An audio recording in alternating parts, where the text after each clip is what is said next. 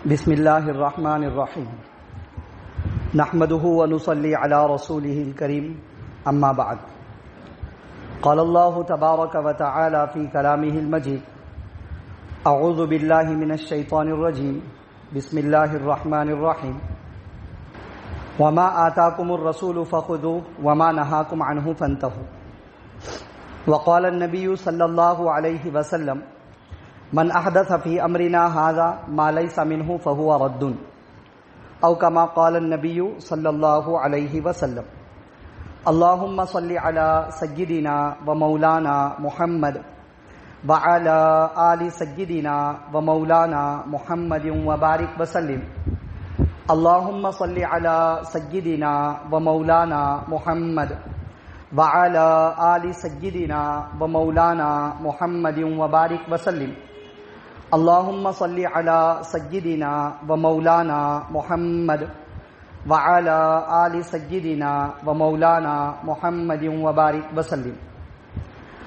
معزز بزرگوں اور دوستوں، عزیز ساتھیوں اور نوجوان بھائیوں، قرآن کریم میں اللہ رب العزت نے ارشاد فرمایا کہ اے لوگو، رسول تمہیں جو باتیں دے وہ تمہیں لے لو، اور جن باتوں سے وہ تمہیں روکے ان باتوں سے رک جاؤ۔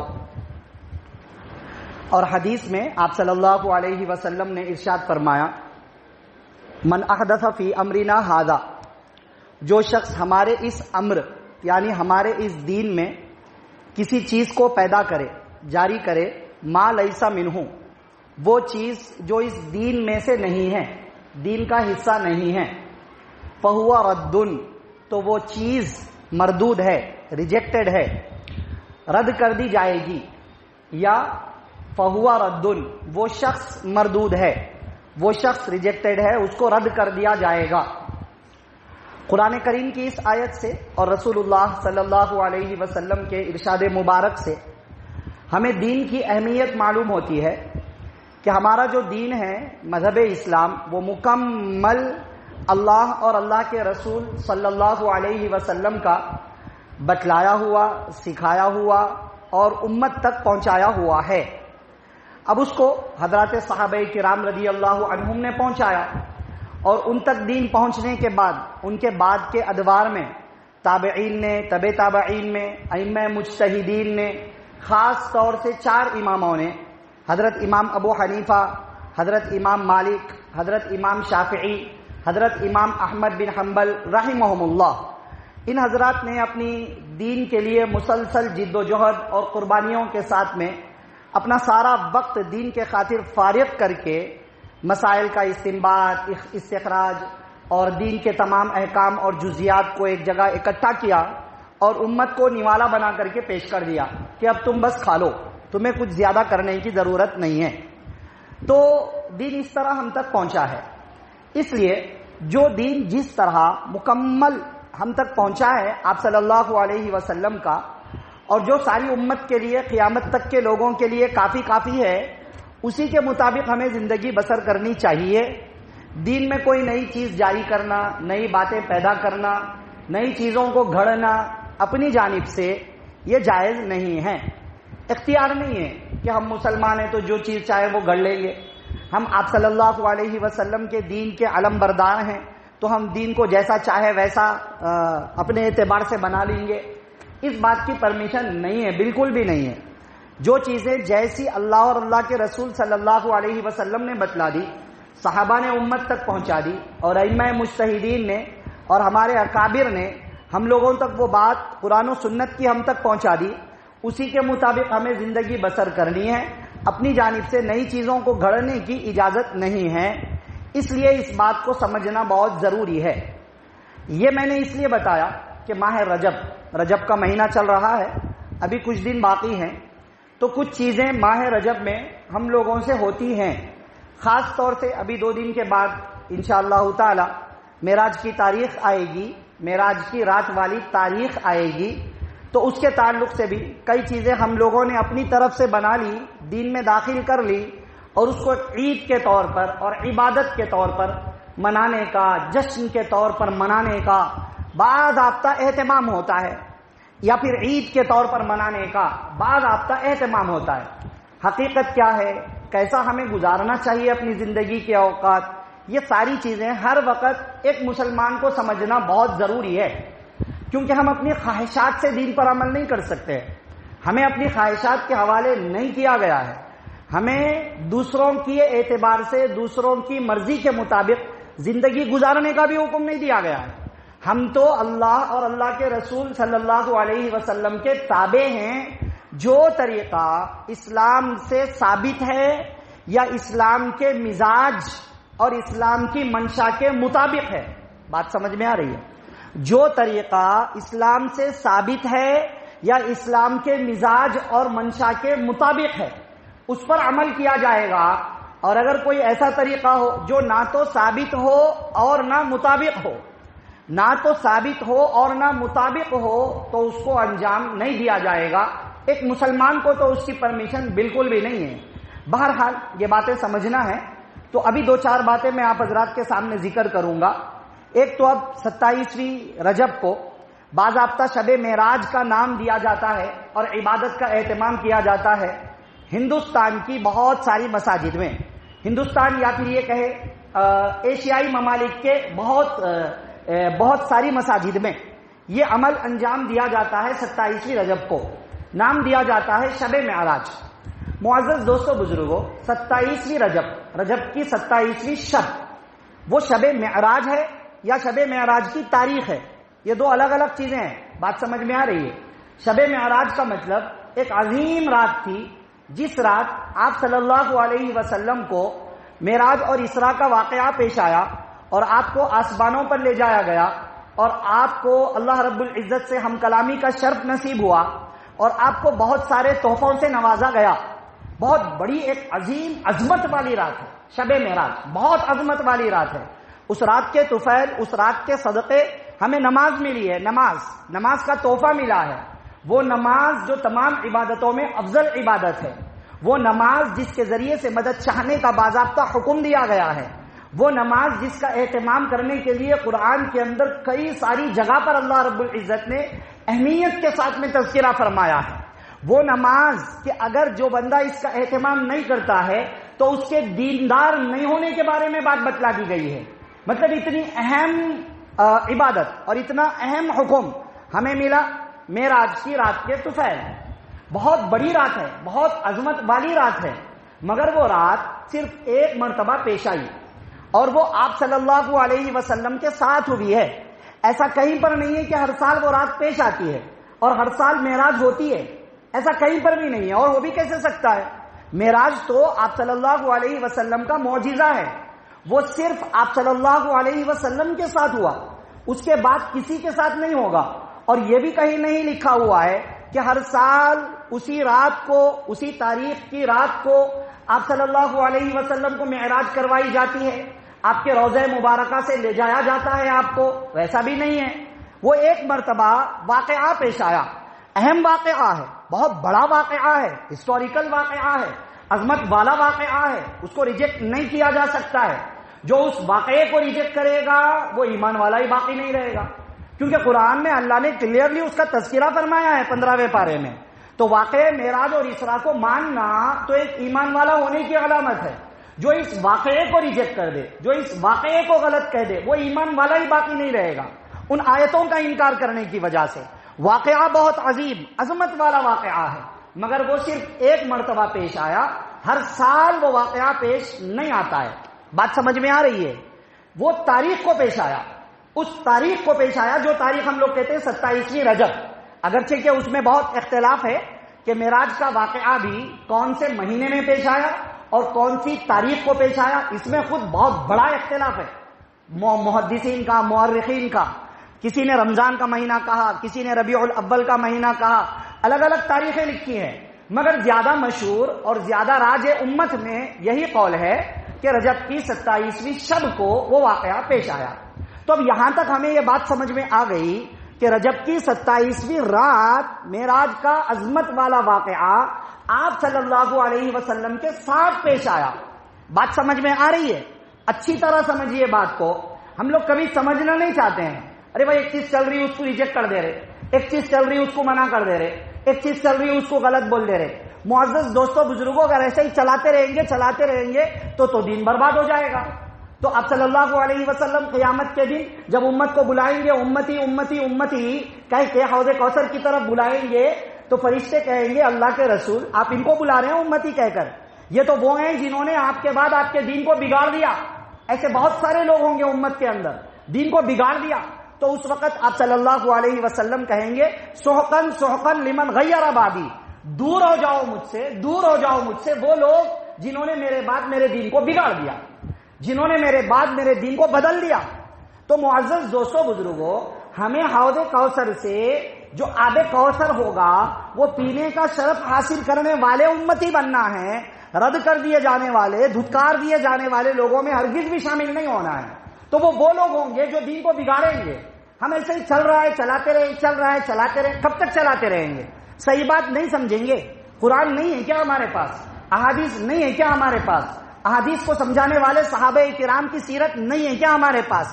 اور صحابہ کرام کے واقعات اور ہسٹری کو سمجھانے والے ائمہ دین نہیں گزرے ہیں کیا؟ ہمارے اکابر اور ہمارے بڑے بڑے حضرات نے کتابوں میں نہیں لکھا ہے کیا؟ سب کچھ ہے نا۔ سیکھیں گے نہیں، سمجھیں گے نہیں، وقت نہیں نکالیں گے دین سیکھنے کے لیے۔ وہ انہوں بولے سن لیے، انہوں بولے سن لیے، انہوں کرو بولے کر لے، کب تک چلے گا ایسے ہی؟ ایسے تو دین بگڑتا چلا جائے گا۔ ہم نہیں سدھریں گے، ہماری نسلیں کہاں سے سدھریں گی؟ ہماری نسلیں نہیں سدھریں گی، ان کی نسلیں کہاں سے سدھریں گی؟ کیا ہم دجالی بنا کر کے دجال کے حوالے کرنا چاہتے ہیں؟ نہیں نا، ہم تو اس وقت میں حضرت عیسیٰ علیہ الصلوۃ والسلام کا ساتھ دینے والے لوگوں میں ہوں، ایمان والے لوگوں میں ہوں، ہماری نسلیں ان لوگوں کے اندر ہوں۔ اس کے لیے دین کی حفاظت کرنا ضروری ہے۔ تو بات سمجھیے، 27ویں رجب یعنی رجب کی 27ویں رات کو معراج کا ایک عظمت والا بہت بڑا واقعہ پیش آیا، عظیم واقعہ پیش آیا۔ احترام ہے دل سے، اللہ تعالیٰ نے وہ رات ہمیں دی ہے، ہم اس کا بہت زیادہ اللہ تعالیٰ کا شکر مناتے ہیں اس رات کے ملنے پر کہ نبی صلی اللہ علیہ وسلم کے واسطے سے امت کو اس رات کئی سارے تحفے ملے ہیں، کئی فضائل ملے ہیں امت کو۔ تو معزز دوستو بزرگوں، اس کی قدر یہ ہے کہ جو تحفے ملے ہیں ان تحفوں کو ہم قبول کریں، مانے نمازوں کا اہتمام کریں اور آپ صلی اللہ علیہ وسلم کی دل و جان سے عظمت کریں اور آپ کے بتلائے ہوئے طریقوں اور آپ کے دیے ہوئے باتوں اور آپ کی لائی ہوئی سنتوں کو ہم اپنی زندگی میں لانے کی کوشش کریں۔ یہ اصل کامیابی ہے۔ بات سمجھ میں آ رہی ہے؟ ہاں، اگر کسی حدیث میں ایسا لکھا ہوا ہوتا کہ رجب کی 27ویں رات کو ایک فضیلت والی رات آتی ہے اور اس رات امت کو عبادت کرنا چاہیے، اگر ایسا لکھا ہوا ہوتا تو پھر وہ ایک فضیلت والی رات ہوتی اور ہر سال امت کو اس رات عبادت کرنے کی پرمیشن مل جاتی۔ جیسے شب برات میں 15ویں شعبان کی رات، حدیثوں میں باضابطہ اس کی فضیلت مذکور ہے۔ شعبان کی 15ویں رات مغفرت کی رات ہے۔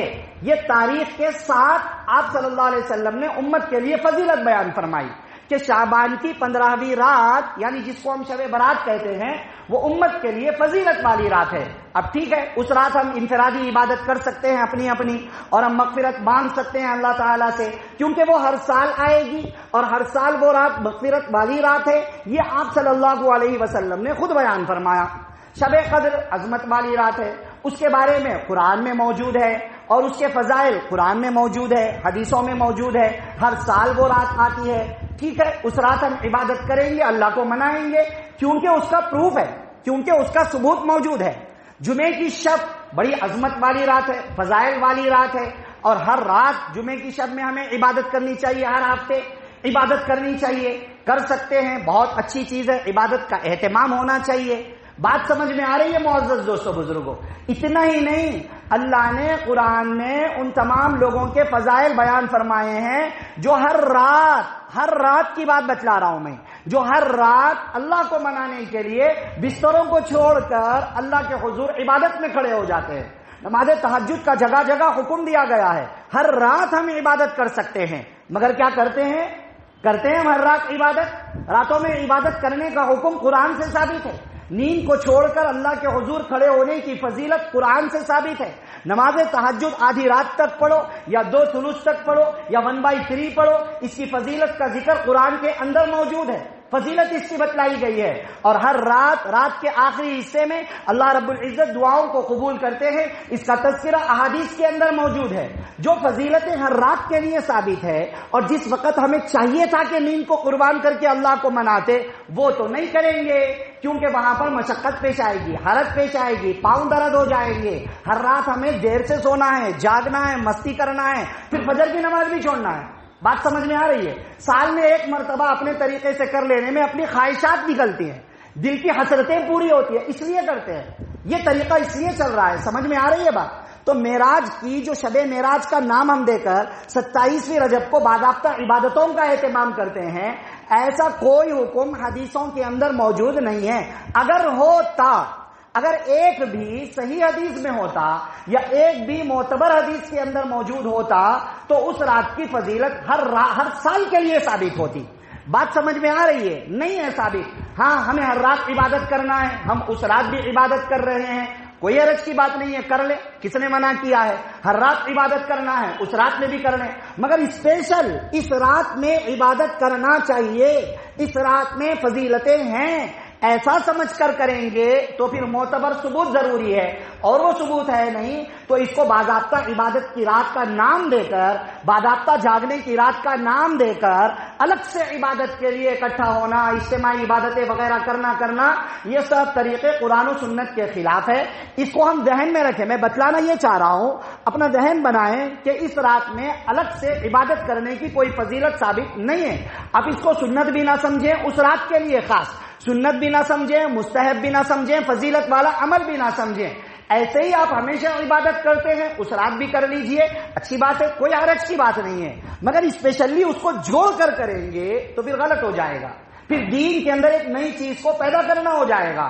اور آپ صلی اللہ علیہ وسلم نے فرمایا، جس نے دین میں ایک نئی بات کو پیدا کر دیا تو وہ ایسی بات کو پیدا کیا جو دین میں نہیں ہے، اور پھر اس کو سنت بھی بتا رہے، عبادت بھی بتا رہے، مستحب بھی بتا رہے، مطلب دین سے جوڑ رہے ہیں اس کو.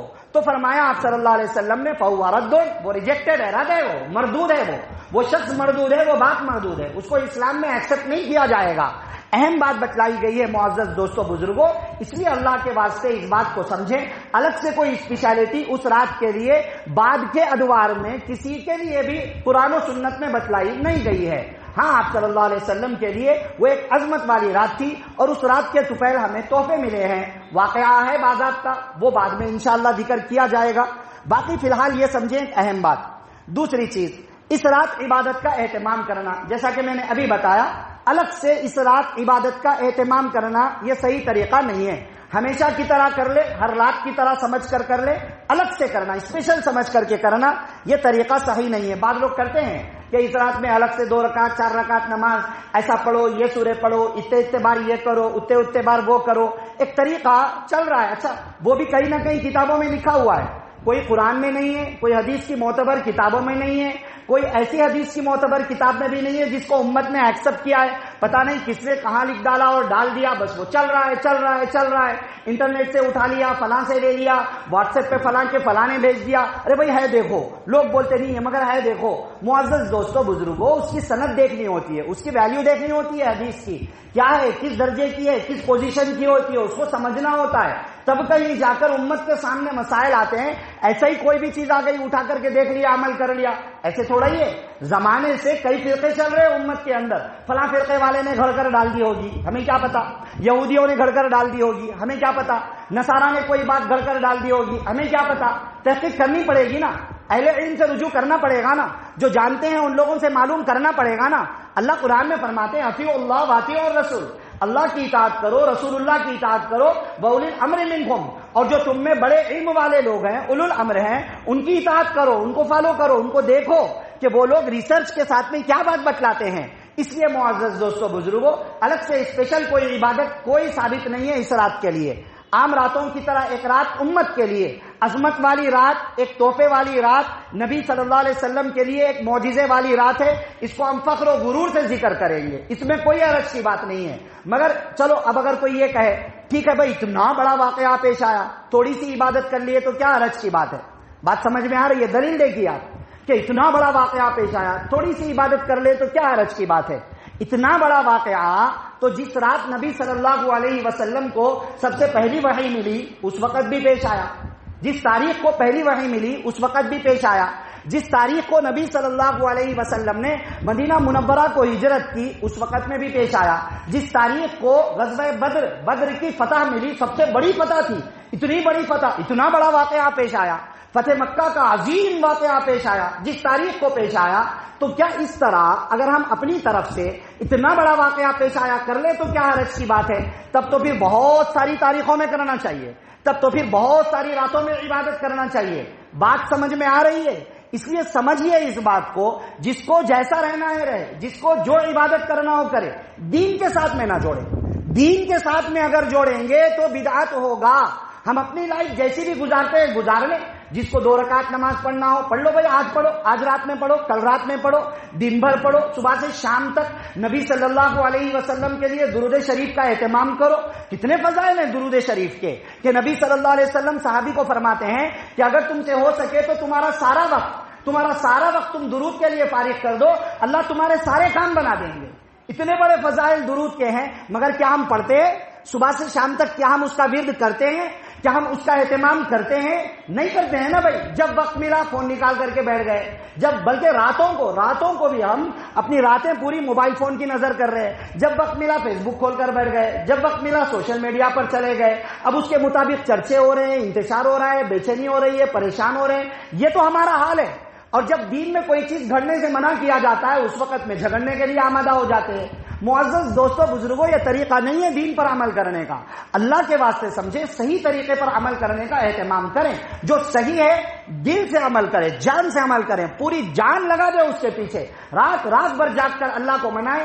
ایک رات بھی اگر اللہ کو رو کر، گڑ گڑا کر، عاجزی کے ساتھ، آنسو بہا کر اللہ سے اگر مانگ لیں گے، ہم ایک محلے کے چند مسلمان مانگ لیں گے، یا سارے عالم کے کچھ کروڑ مسلمان، کچھ لاکھ مسلمان اللہ سے رو کر کے مانگ لیں گے، اللہ کی قسم وہ قبولیت کا وقت ہو سکتا ہے، اور اللہ اسی وقت میں کایا پلٹ دیں گے اللہ رب العزت دعاؤں کے طفیل میں، کیونکہ قبولیت کا وقت ہوتا ہے۔ مگر یہ سب نہیں کرتے ہیں نا ہم لوگ۔ اس لیے اللہ کے واسطے معزز دوستو بزرگوں، اس بات کی طرف خصوصی توجہ دیں، ہم اپنی طرف سے کوئی چیز نہیں کر سکتے ہیں۔ اگر ایسا کرنا ہوتا تو حضرت عمر رضی اللہ عنہ کو ایک یہودی نے کہا تھا نا کہ تمہارے پاس جو آیت نازل ہوئی قرآن کی، الیوم اکملت لکم دینکم واتممت علیکم نعمتی ورضیت لکم الاسلام دینا، اگر یہ ہمارے مذہب میں نازل ہوتی تب تو ہم اس کو عید کا دن بنا لیتے، تب تو ہم اس کو جشن کا دن بنا لیتے۔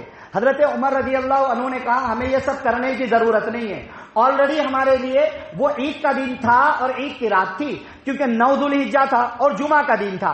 باقی اس کے علاوہ ہمیں اپنی طرف سے جشن کا دن منانے کی کوئی ضرورت نہیں ہے، کیونکہ ہم اس کو کرتے ہیں جس کو کرنے کے لیے رسول اللہ صلی اللہ علیہ وسلم نے حکم دیا ہے، اور اس سے رکتے ہیں جس سے بچنے کے لیے رسول اللہ صلی اللہ علیہ وسلم نے ہمیں بتلایا ہے۔ یہ ایک مسلمان کی پہچان ہے، خواہشات پر نہیں چلتا ہے۔ مسلمان قرآن و سنت پر چلنے کا اہتمام کرتا ہے، اس لیے اس بات کی طرف خصوصی توجہ دے۔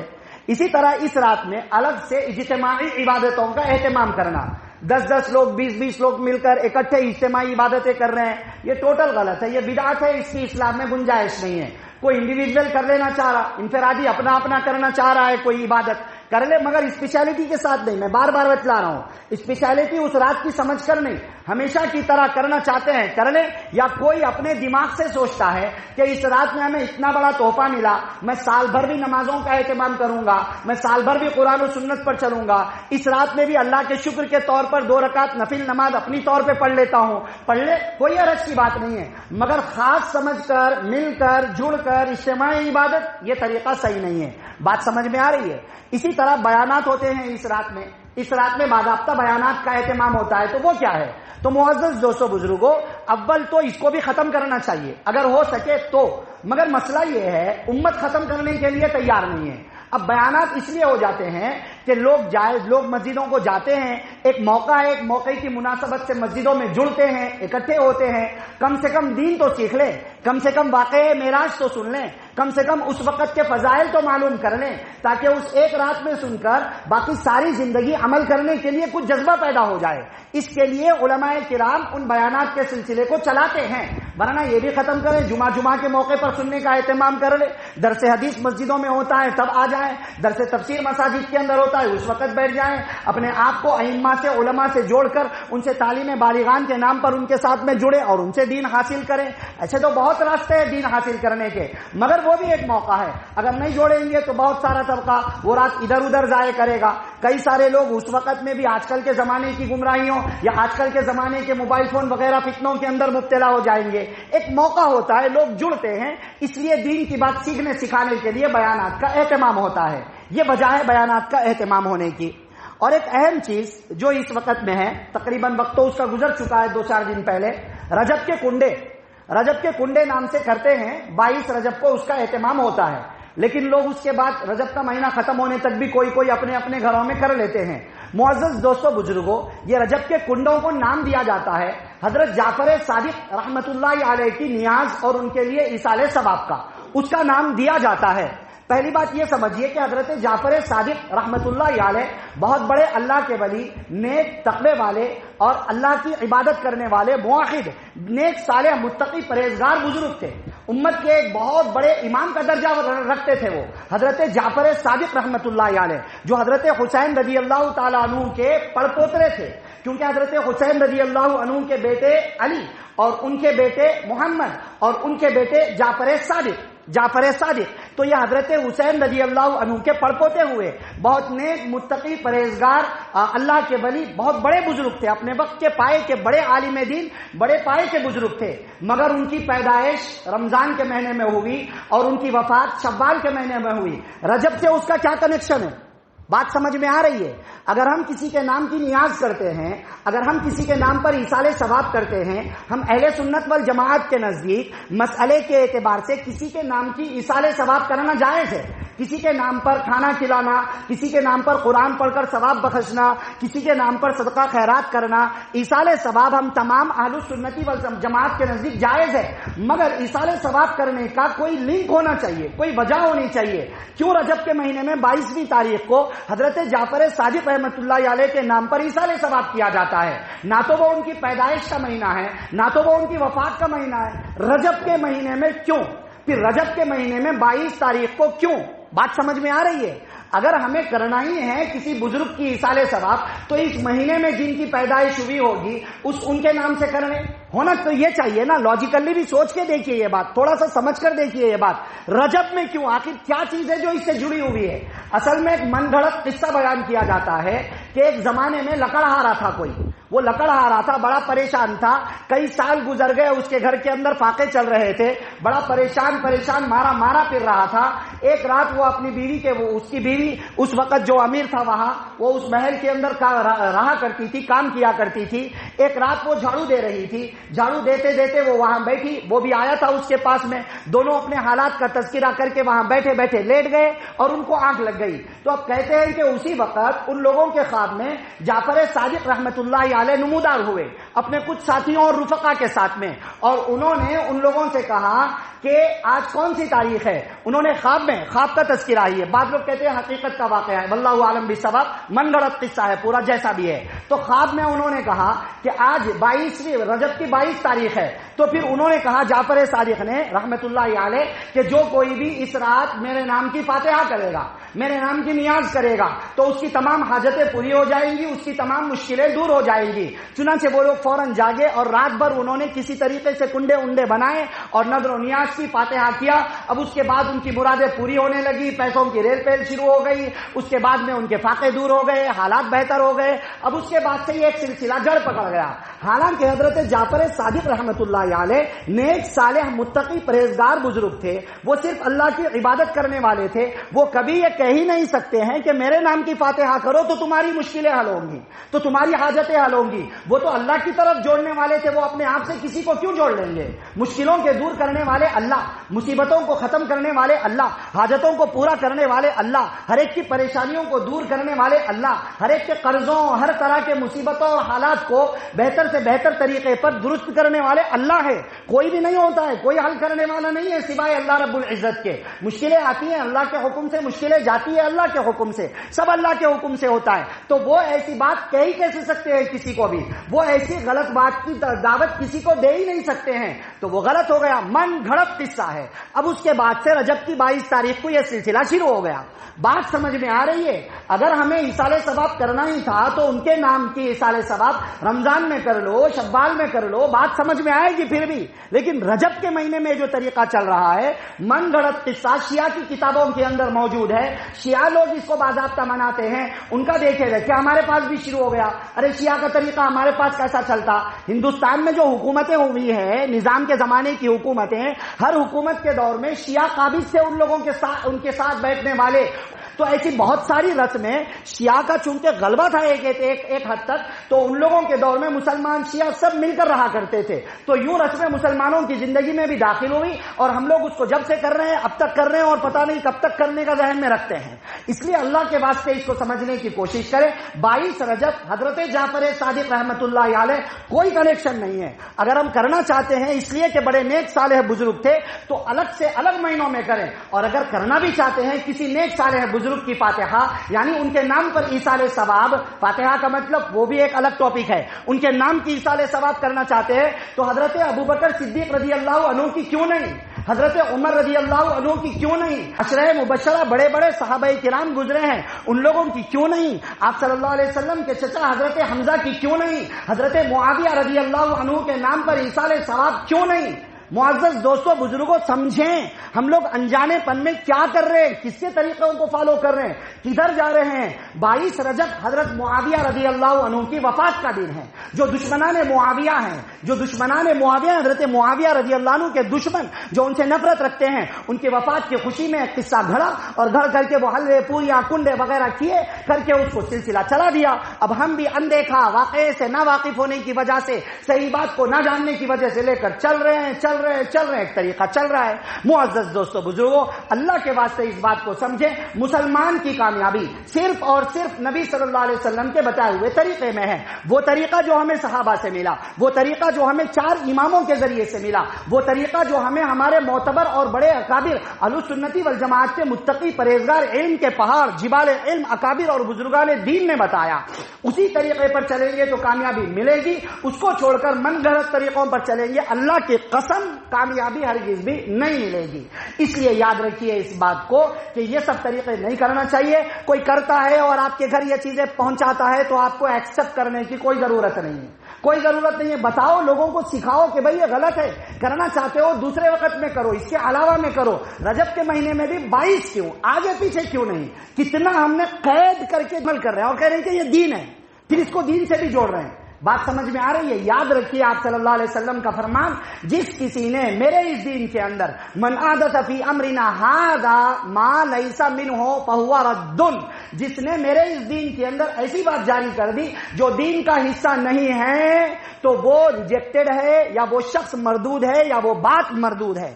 بات سمجھ رہے؟ یہ نہیں کہنا کہ آپ صلی اللہ علیہ وسلم کے زمانے میں بائک تھی کیا، یہ نہیں کہنا کہ آپ صلی اللہ علیہ وسلم کے زمانے میں کالجز تھے کیا، اسکول تھے کیا، مدرسے تھے کیا. بات دین کی چل رہی ہے، دین سے جوڑنے کی چل رہی ہے، دنیا کی بات نہیں چل رہی ہے. آپ کوئی نیا طریقہ جاری کر کے سنت کہیں گے، آپ کوئی نیا طریقہ جاری کر کے مستحب کہیں گے، آپ کوئی نیا طریقہ جاری کر کے اس کو عبادت کہیں گے تو پھر اس کا قرآن و سنت سے ثابت ہونا مست ہے، ضروری ہے.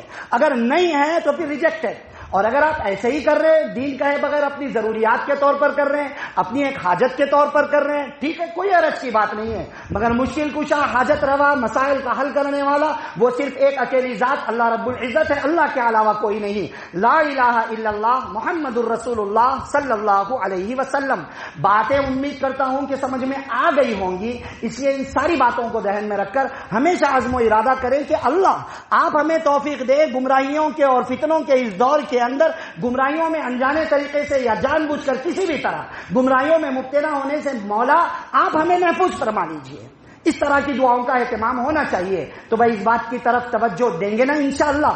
انشاءاللہ دعا فرمائیے اللہ مجھے آپ کو سب کو عمل کی باتوں پر عمل کرنے، بچنے کی باتوں سے بچنے اور عقیدے کی باتوں پر عقیدہ رکھنے کی توفیق نصیب فرمائے. آمین. وآخر دعوانا ان الحمد للہ رب العالمین.